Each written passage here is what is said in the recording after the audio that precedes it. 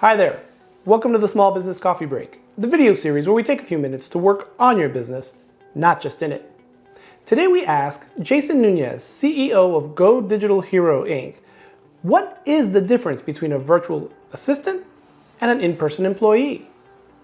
Jason is passionate about helping small business owners, entrepreneurs, and high net worth individuals achieve a better work-life balance. So grab a cup of coffee and let's get into it.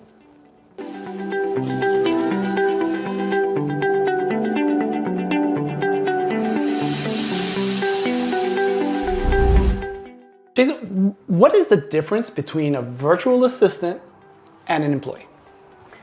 So an employee, on the employee side, you have to get up, commute to work, get set up, unlock the building, things like that. Virtual assistant gets out of bed and goes right to their desk if they're working from home. For the employer, a virtual assistant is a cost savings. And it's a direct return on investment for any company really, or any person who is investing in a virtual assistant. An employee, you pay salary, you pay benefits, you pay commuter travel reimbursements, you have to fly places. A virtual assistant is already set up. They're equipped to support your any need. So while you might be paying a total package of about anywhere between $75,000 and $90,000 for an in-person personal assistant, you could be paying about $40,000 a year instead for a virtual assistant, almost half the price, because you don't have to worry about equipment, you don't have to worry about training, you don't have to worry about PTO and sick days, and you're actually paying for the hours that they're working that directly affect and improve your company, your business, your schedule, your time. And can we zero in on that training aspect of it, right? Being a small business owner, it's almost hard to put a number on that initial training cost when you onboard a new employee. And I would imagine that especially for very specific kinds of tasks, there would still be a training, arc, a period of time, that even a virtual assistant would have to catch up to speed on.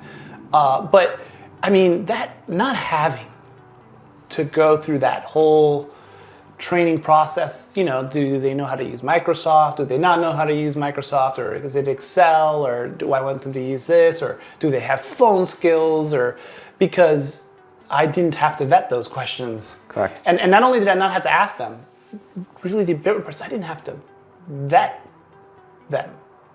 That's part of what you get with a virtual assistant from the organization itself, right? You get all that process. That is correct. And you get the process, you get the skills, you get the experience. When I want to go buy insurance, I'm not going to go do research on insurance and ask a bunch of questions, answer a bunch of questions on my own, and then come to you and interview you to be my insurance agent.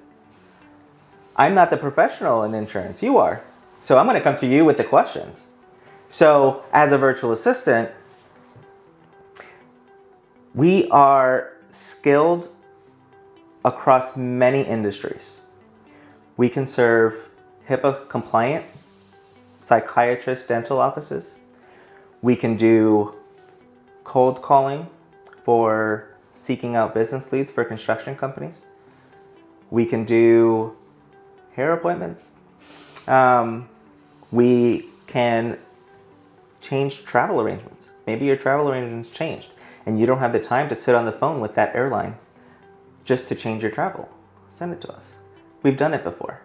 You can safely understand and trust that a virtual assistant has pretty much done it all, unless it's specific task, your specific way, your specific font, your specific color. Let's keep the conversation going. If you have any questions for Jason, please ask it in the comments, or his contact information is in the description. If you have any questions you'd like me to ask Jason or any other professional in their field, my contact information is also in the description, and I'm always available via direct message. See you next week for another cup of coffee and more questions answered.